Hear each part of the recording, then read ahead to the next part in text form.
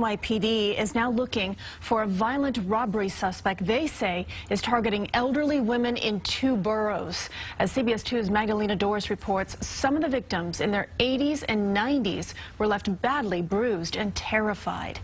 Left with a broken nose and 2 black eyes, 83-year-old Erin Van Scandal describes what was going through her mind during the attack. My idea was to get away. This man, caught on surveillance video, is wanted for beating her inside of her Ocean Parkway apartment building near Beverly Road Saturday afternoon.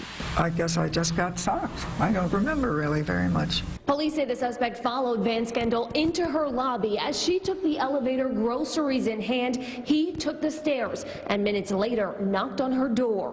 When she opened the door, he slammed her in the face and knocked her down and broke her nose. After seeing video of the suspect leaving the scene empty-handed, the victim's son says he's grateful that it wasn't worse. If he's that big and that strong, I mean, he could have killed her. Van Scandal is the latest victim in a string of violent armed robberies which follow a pattern. He often targets elderly women, entering their homes in the daylight hours. According to the NYPD, in all 5 attacks, he holds them up at gun or knife point, robbing them and anyone else in sight.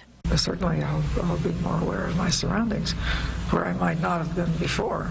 Police believe the man first struck in Ridgewood, Queens, holding up a 76-year-old woman and an 87-year-old man. He then targeted neighbors near Prospect Park, Brooklyn, committing 3 armed robberies just this month. Van Scandal says she wants to see an end to this. They should be off the streets just attacking people. Investigators are sharing this sketch of their suspect, described as 40 to 60 years old, 5 foot 10 inches tall, and was last seen wearing a black jacket. In the Kensington section of Brooklyn, Magdalena Doris, CBS 2 News.